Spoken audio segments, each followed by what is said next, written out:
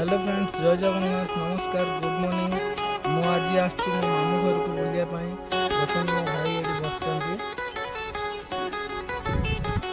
आज मु आपन देखेबी आम गाँव फुटेज। आम गाँव में केमती कौन धान चाष हुए सब किसी देखेबी। आम छोटिया गाँटे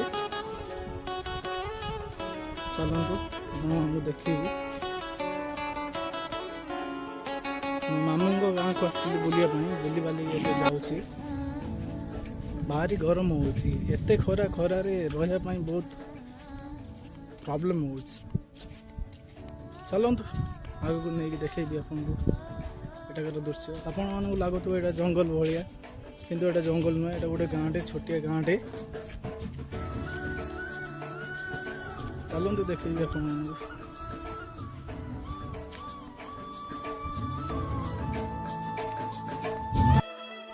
एटी एते गरम होची कि मु निजको निजे कंट्रोल करि पारुनी, एते गरम होची। एटा होची आम गाँव फुटेज देखि पारुथिबे। एटाकर व्यू देखि पारुथिबे। एटी खाली जंगल ही जंगल। एटा हम जो कहनथली आपन गोटे भल जिनसटे देखेबी।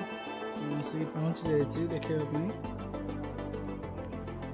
तो चलंतु आ डेरी न करी आपण मानन वीडियो देखेबी।